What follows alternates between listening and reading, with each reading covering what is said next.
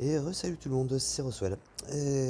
Petite vidéo qui je pense va être assez courte, juste pour donner mon avis sur le prochain événement dont d'autres youtubeurs ont déjà parlé, Subarix en l'occurrence, qui en a déjà parlé deux fois, et Zapizza, dont je viens de regarder la dernière vidéo. Tiens, j'en profite aussi pour dire que je suis tellement d'accord avec ce qu'il dit sur Mitsuko, à qui j'ai pour l'instant retiré les emblèmes, mais je commence à en récupérer pas mal des emblèmes de sorcier, et je pense que c'est à elle que je vais les donner. C'est vrai que c'est un héros qui est vraiment potentiellement très très fort. Le bleu devient une couleur très forte dans le jeu, et du coup son renvoi de dégâts est c'est de la riposte, pas c'est du renvoi, je veux dire pas de la riposte. Ce qui veut dire que la différence entre le renvoi et la riposte, c'est que la riposte, le héros qui riposte va encaisser les dégâts, mais il va les du coup riposter avec X% des dégâts qu'il a reçus. Le renvoi de dégâts, ils vont pas encaisser les dégâts. Le héros ne va pas encaisser des dégâts et il va directement renvoyer 115% des dégâts qu'il aura reçus sur l'adversaire. Donc c'est un héros qui peut être vraiment très fort.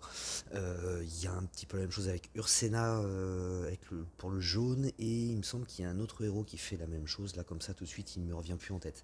Donc voilà, ouais, voilà, je valide complètement ce qu'a dit Zapizza là-dessus. Mitsuko est un héros qui peut vraiment être très très fort et qui peut être intéressant à utiliser en défense.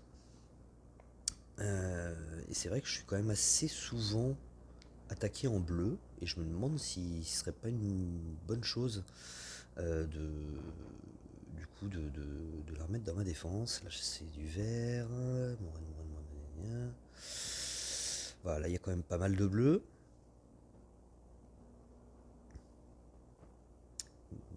Du jaune, encore du bleu, encore du bleu, bon, c'est le même, du jaune, du bleu, hop, oui, en même temps c'était mon raid et j'attaque moi-même souvent en bleu puisque mon mono bleu est tout simplement mon mono le plus fort. Voilà, et je suis quand même assez souvent attaqué en bleu, du coup c'est vrai que la petite Mitsuko peut être assez sympa, et en plus de ça, en plus des dégâts et du renvoi, elle va diminuer un petit peu la mana de l'adversaire, et ça la rend encore plus intéressante. Mais c'est pas le sujet donc du jour. Ce que je voulais, c'était donner un petit peu mon avis en fait sur cet événement qui va arriver donc apparemment d'après ce que disait Dapizza le mois de janvier. Donc en gros, voilà, vous échangez des héros 5 étoiles contre un autre héros 5 étoiles de votre choix dans la liste qui est donnée. La liste pour l'instant c'est celle-ci, a priori d'après ce que disait Subarix dans sa vidéo, c'est pas sûr à 100% que ce soit la même liste qui est au moment de la sortie de l'événement. Si ça restait cette liste-là, moi personnellement, j'ai fait le compte, j'ai 42 héros, pour être précis, que je pourrais changer. Et encore, j'ai fait le compte que de ceux qui ne sont pas du tout montés, parce que j'étais pas sûr que... par exemple, l'Académie des héros, on peut mettre que des héros qui ne sont pas du tout montés dans l'Académie des héros. Donc je me suis dit que ça serait peut-être sur le même principe. A priori, il y a possibilité de mettre même des héros qui sont montés. Auquel cas, je pourrais même me permettre de mettre des héros, suivant les héros qui sont proposés, bien entendu, de mettre des héros que j'ai déjà montés, ou partiellement montés. Là, si la liste restait là, il y a éventuellement Assassin qui pourrait me faire plaisir.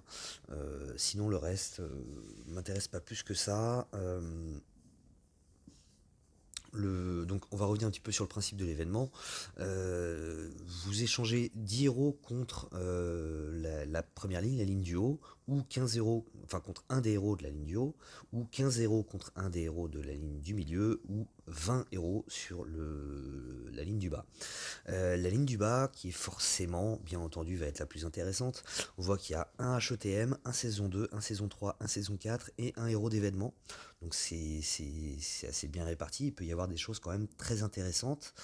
La deuxième ligne, on a quoi? On a 2 HOTM, un saison 2, un saison 3 et un saison 1 avec costume qui est donc Orgal. Et la première ligne, c'est quoi? C'est un HOTM et 4 héros d'événements, des anciens événements.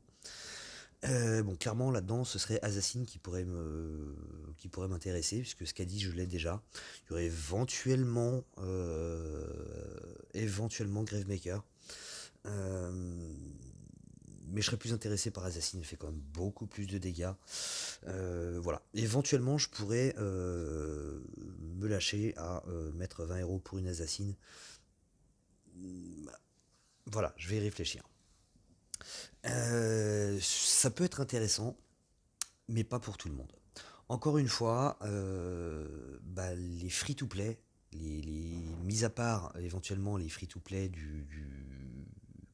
les anciens free-to-play quoi, qui ont commencé à jouer dès le début du jeu, peuvent éventuellement, oui, avoir entassé une vingtaine de héros à échanger. Mais encore, je suis pas sûr. Je suis pas sûr. Je pense que quelqu'un comme Duvos, par exemple, qui est free-to-play, je pense qu'elle pourrait me rejoindre là-dessus. Je suis pas certain que ce soit avantageux pour des free-to-play. Oui, c'est une bonne façon d'avoir des héros, on va dire, meilleurs que ceux qui peuvent avoir généralement en tant que free-to-play, mais voilà, il faut en avoir quand même entassé 20. Ça me paraît assez difficile à faire sans mettre dessous, à moins d'être vraiment sur le jeu depuis pas mal de temps. Donc clairement, c'est pas un événement qui va s'adresser aux free-to-play.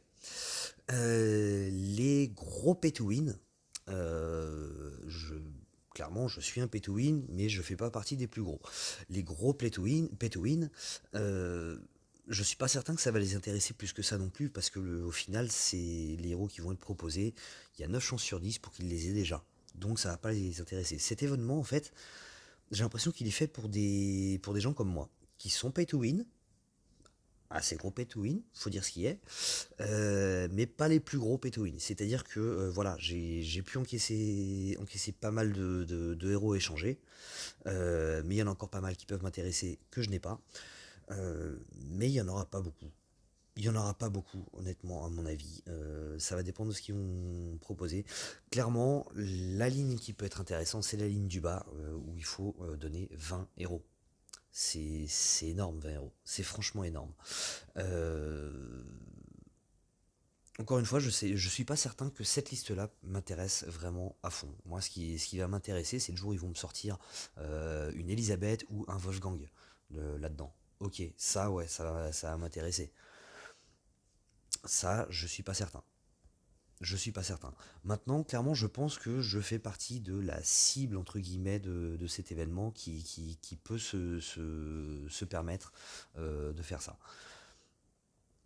J'hésitais encore sur Assassin, honnêtement, on verra le jour où ça sortira. Mais voilà, en gros, encore une fois, les échanges de héros, c'est quelque chose que tout le monde attend depuis vraiment longtemps. Mais encore une fois, ça va pas s'adresser à tout le monde. Et encore une fois, je pense que les pay to win vont se retrouver mis à l'écart de cet événement. Je trouve ça dommage, quoi. Je trouve ça dommage. Ce serait peut-être bien quand même, encore une fois, hein, vous avez un jeu comme Call of Antia qui est beaucoup plus accessible quand vous êtes free-to-play. Vous avez quand même beaucoup plus de chances de trouver des héros. J'ai déjà 3 héros 5 étoiles alors que j'ai commencé que depuis, je sais pas, peut-être 2 semaines, quelque chose comme ça, le jeu. J'ai pas mis de sous dedans. Si je me suis lâché sur le Battle Pass, c'est tout. C'est tout ce que j'ai mis dans Call of Antia. Euh, voilà, ce serait peut-être bien que SG commence à penser un petit peu aussi aux joueurs free-to-play. S'ils veulent pas voir leur nombre de joueurs diminuer. Parce que je pense que c'est vraiment l'impression que j'ai. Il y a beaucoup de gens qui se lassent de ce jeu. Encore une fois, nous, dans notre alliance, chez les Cadoc, on a perdu quelques joueurs ces derniers temps qui se sont lassés du jeu, qui n'avaient plus le temps, qui n'avaient plus la motivation. Et pourquoi ils perdent de la motivation? Parce que c'est les trois quarts de notre alliance sont des free-to-play. Et en tant que free-to-play, on a pas, je pense qu'ils n'ont pas l'impression d'être récompensés en fait. Même s'ils jouent beaucoup, même si voilà, il y a un moment où je pense qu'on a un peu l'impression de jouer dans le vent quand on met pas d'argent dans le jeu. Et c'est dommage. c'est dommage. Ce serait bien de penser aussi au free-to-play, je pense, de la part de SG. Je comprends qu'ils ont de l'argent à faire, etc. Mais si à la base on se lance sur un jeu théoriquement free-to-play, bah, ce serait bien aussi de faire des choses qui vont dans le sens des free-to-play. Ça n'empêchera pas les gens qui sont habitués à payer pour leurs invocations, etc., de continuer à payer pour des invocations. Ça n'empêchera pas les gens de mettre de l'argent en jeu, mais ce serait bien aussi de faire des choses qui vont dans le sens des free-to-play, quoi. Et encore une fois, cet événement, je pense pas qu'il aille dans ce sens-là. Euh, Sauf, bien entendu, les plus anciens free-to-play qui ont eu et peut-être même les anciens free-to-play qui ont eu pas mal de chance sur leurs invocations et leurs convaincs, qui ont pu amasser pas mal de héros qui ont de quoi mettre, qui peuvent se permettre éventuellement de mettre 20 héros pour se retrouver avec une assassine. Et, même quand je le dis, j'y crois pas plus que ça en fait. Donc voilà, je suis assez mitigé en fait sur cet événement. Pour un joueur comme moi, oui, ça peut être intéressant parce que je peux me permettre de balancer 20 héros. Au total, j'ai fait le compte, je crois que j'ai quelque chose comme 240 euros. Alors là, c'est clairement, c'est pas, je parle pas des 5 étoiles, hein, je parle de tous les héros confondus, les doublons y compris. Mais un free-to-play n'a pas 200 et quelques héros. Un free-to-play, je pense qu'il voilà, il galère un petit peu pour avoir des héros. Donc oui, des 3 étoiles, des 4 étoiles, il peut en avoir pas mal. Des 5 étoiles, il galère un peu pour les avoir. Donc balancer 20 héros 5 étoiles pour choper un bon héros 5 étoiles, je sais pas si ça va pas lui faire un peu mal au cul quand même. Donc voilà. Voilà, c'est encore une fois, pour un joueur comme moi, oui, cet événement peut être intéressant. Et encore, ça dépend de la liste des héros qui seront proposés. Mais pour un free-to-play, voilà, encore une fois, j'ai pas l'impression que ça aille dans le sens des free-to-play. Et je trouve ça dommage. Donc voilà, c'était mon avis là-dessus. C'est juste en complément des vidéos qui ont déjà été faites sur cet événement, hein. Je parle donc encore une fois Subarix, Zapizza. Les deux ont fait de très bonnes vidéos là-dessus. Si vous voulez en voir un peu plus, n'hésitez pas à y aller. Voilà, j'ai juste envie de donner un petit peu mon avis là-dessus. Allez, je vous dis à plus. Ciao.